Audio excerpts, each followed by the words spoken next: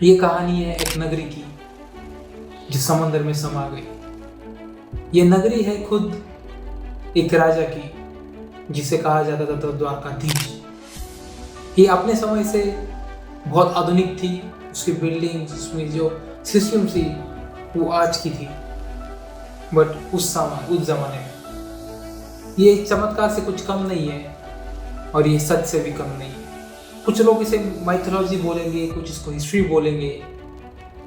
वो हम आज देखेंगे कि ये माइथोलॉजी है या हिस्ट्री है। आपको पता ही चल गया होगा मैं किस बारे में बात कर रहा हूँ। ये नगरी है द्वारका, जो आज तक हमसे छुपी हुई थी समंदर में। हमें एक द्वारका तो पता था कि वो आज एक मॉडर्न द्वारका है जहाँ पे द्वारकाधीश का मंदिर है, बट वहाँ पे और एक द्वारका है जो समंदर में भी है। Indian archaeologists found a submerged city. Dwarka और बेट द्वारका के आइलैंड के कई रिमेन्स मिले। द्वारका को जलप्लावित में 100 साल तक भगवान श्री कृष्ण ने महाभारत के काल के हैं। ये वही सिटी थी जिसको भगवान श्री कृष्ण ने बनाया था।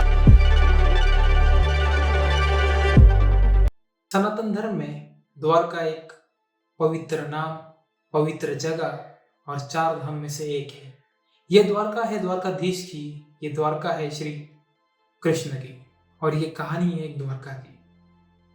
ये द्वारका, ये जगह, ये नाम हमारे भारत के इतिहास में एक बहुत बड़ा हिस्सा है।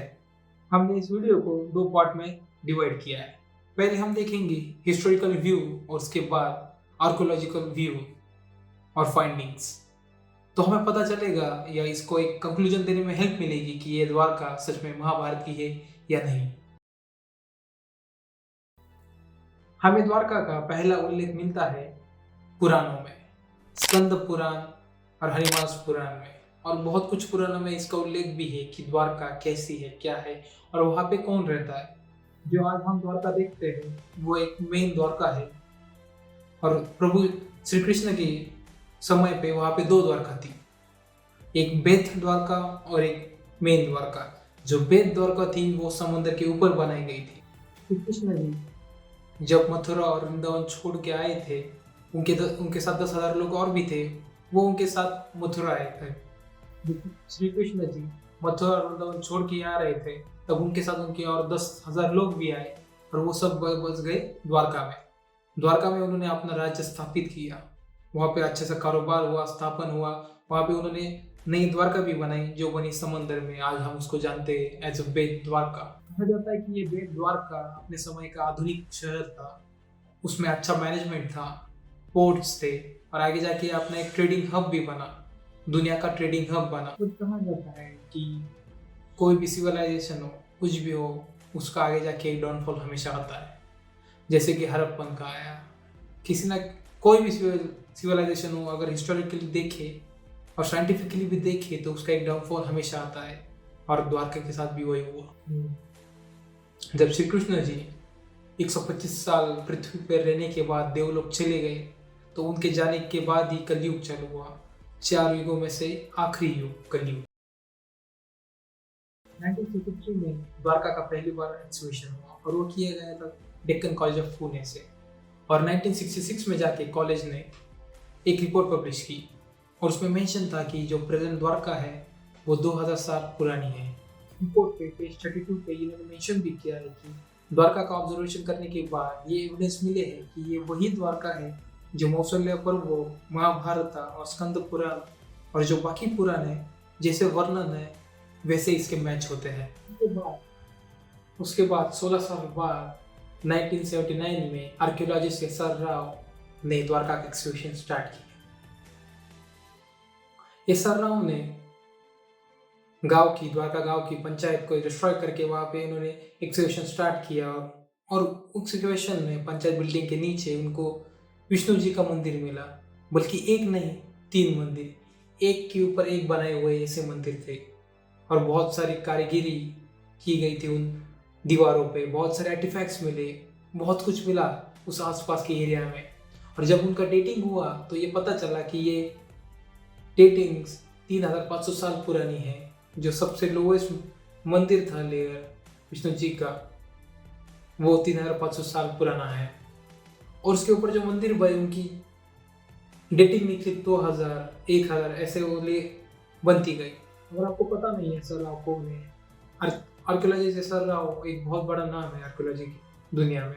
उन्होंने बहुत सारी चीज़ें, हजारों साल पुरानी चीज़ें ढूंढ के निकाली है, हड़प्पन सिविलाइजेशन की और बहुत सारी। ये सर राव ने अपनी रिसर्च तगड़ी की। उन्होंने बहुत सारे पुराण, बहुत सारे स्क्रिप्चर्स, ओल्ड स्क्रिप्चर पढ़ने के बाद उन्हें ये पता चला कि ये पानी में और एक द्वारका है जो है बेट द्वारका। और 1981 में वो निकल पड़े बेट द्वारका की खोज में। सर्वे ऑफ इंडिया ने ये काम सौंपा मरीन आर्कियोलॉजी सर्वे को और उसका हेड बनाया गया एस.आर. राव को। और ये जो बेट द्वारका है ये 30 किलोमीटर आगे जाके मिलती है समुद्र में मेन द्वारका से। महाभारत में भी इस बेट द्वारका का उल्लेख है कि ये नगरी पानी में समुद्र में बनाई हुई है। और इसे महाभारत में द्वारका को कहा जाता है वारी दुर्ग। वारी दुर्ग मतलब होता है पानी में किला, किले। एशियन टेक्स्ट की रेफरेंस लेकर मैप्स बनाना स्टार्ट किया कि कहाँ कहाँ पे एक्सकेवेशन किया जाएगा, कौन से पॉइंट्स बनाए, उन्होंने सब किया। और कोस्ट से बस 500 मीटर के बाद उन्होंने एक्सकेवेशन स्टार्ट किया। और उस एक्सकेवेशन के बस 1 साल बाद 1982 में फ्लूड की वजह से पानी कम हुआ और एक दीवार उभर के ऊपर आई। और उसको ठीक से जब देखा गया, उसका एक एक्सपेक्शन हुआ प्रॉपरली क्या है ये, कैसे है, तो ये पता चला कि एक मैन मेड स्टोन वॉल है। और जब इसका डेटिंग हुआ तो इसका डेटिंग निकला प्लूटोनिकल हिस्ट्री पीरियड का, प्लूटोनिक हिस्ट्री का। मतलब हम बोल सकते हैं कि ये महाभारत टाइम का टाइम पीरियड था। अब ये सर आपको पता चल चुका था कि अब पानी के अंदर जाने का टाइम आ चुका है। सर आपको पता था कि अभी बेट द्वारका अगर हमें ढूंढनी है तो हमें ड्राइवर्स अंदर भेजने पड़ेंगे। और ये मत भूलना कि ये टाइम पीरियड है 1980s का, और इंडिया में इससे पहले मरीन आर्कियोलॉजी कभी नहीं हुआ है। समय कठिन था बट एस.आर. राव ने कभी हार नहीं मानी। एस.आर. राव की टीम ने कभी हार नहीं मानी और ये काम, द्वारका को ढूंढने का काम हमेशा चलता रहा। जब समुद्र में एक्सकेवेशन स्टार्ट हुआ द्वारका के लिए तो डाइवर्स को कुछ समय बाद चीज़ें मिलनी स्टार्ट हुई। और जो पहली चीज़ उनको मिली थी वो थी मुद्रा। और ये कोई मामूली मुद्रा नहीं थी। मुद्रा पे चिन्ह थे बकरी की, बैल के और यूनिकॉर्न के। और इनका खोज होना बहुत इम्पोर्टेंट था क्योंकि इनका रेफरेंस जाता है पुराणों में और द्वारका में, महाभारत में। कहा जाता है कि जब श्री कृष्ण जी महाभारत के समय हस्तिनापुर साइड पे थे तब द्वारका पे हमला हुआ था उनके नज़दीकी राज्यों से। और ये द्वारका के हमले के टाइम द्वारका को बहुत सारी क्षति पहुंची थी, बहुत सारा नुकसान हुआ था। और बहुत सारा नुकसान होने के बाद श्री कृष्ण जी वापस आए थे हस्तिनापुर से वापस, तब उन्होंने देखा कि ये द्वारका पे बहुत सारा नुकसान हो गया। तो इनका द्वारका के लोगों को हम आइडेंटिफाई कैसे करेंगे, एक नॉर्मल वे में सिटीजनशिप उन्होंने चालू किया। और सिटीजनशिप मिलने के लिए उन्होंने मुद्रा स्टार्ट की। मुद्राओं पे चिन्ह दिए बैल, बकरी और यूनिकॉर्न की। और जहाँ तक लगता है मेरे हिसाब से सिविलाइजेशन का पहला आइडेंटिटी कार्ड शायद द्वारका में ही बना था। और एक्सकेवेशन के टाइम चमत्कार होता है और एस.आर. राव को और एक दीवार मिलती है।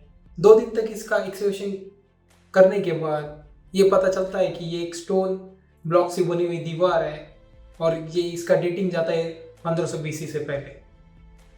उसके आजू बाजू में बहुत सारे आर्टिफैक्ट्स मिले, एंकर्स मिले, पोर्ट्स मिले और उनका भी डेटिंग सेम ही गया 1500 BC से पहले। उसी टाइम पे एस.आर. राव को एक ब्लॉक्स भी मिले उस दीवार के आसपास जो बॉर्डर फाउंडेशन की टेक्निक से बनाए गए थे। और ये उल्लेख है कि द्वारका जो पानी में है, बेट द्वारका, उसको एक पानी के ऊपर एक फाउंडेशन के ऊपर बनाया गया था, फाउंडेशन को यूज़ करके बनाया गया था। और ये टेक्निक आज हम यूज़ करते हैं, ये आज की दुनिया की टेक्निक है और उस समय ये यूज़ किया करती थी। तो ये सब इंजीनियरिंग टेक्निक, ये सब टेक्निक्स एस.आर. राव ने देखी और इनको पता चला।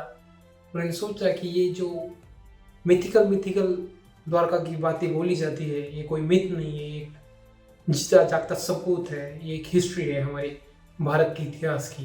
पूरे 11 साल तक चला और उसके बाद एस आर राव ने जाके एक रिपोर्ट पब्लिश की और उस रिपोर्ट में उन्होंने बोला जो हमारे पुराणों में जो उल्लेख है द्वारका का वो यही द्वारका है, ये सेम द्वारका है जो पुराणों में बोली गई है, बताई गई है। इसका जो वर्णन है इससे जो अभी हमें जो द्वारका मिली है उससे हुबहू मिलता है। प्रश्न आता है कि ये बेट द्वारका पानी में गई कैसे।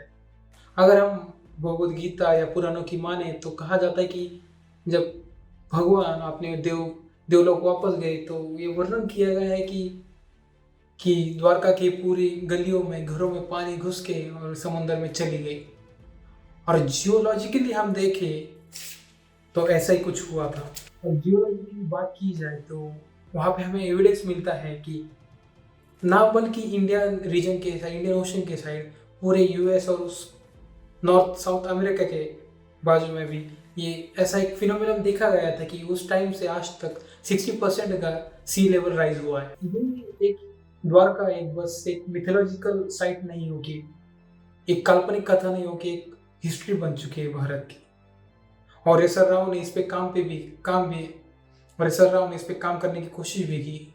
इन्होंने गवर्नमेंट को बहुत सारे प्रपोजल दिए कि ये एक धार्मिक और ऐतिहासिक सिटी है, इसको हमें प्रिजर्व करना चाहिए। इसके जो आर्टिफैक्ट्स है, जो पानी में जो द्वारका है उसको हम जो ऊपर नहीं ला सकते क्योंकि बहुत सारे वेट होता है उसका, और जो दीवारें हम उसको ऊपर नहीं ला सकते, बट जो वहाँ पे है उसको हमें प्रिजर्व करना चाहिए कि आगे आने वाले टाइम में इसको कोई क्षति ना पहुँचे। उन्हें बहुत सारे प्रपोजल गवर्नमेंट को भेजे बट आज तक उस पर अनफॉर्चुनेटली कुछ काम नहीं हुआ है।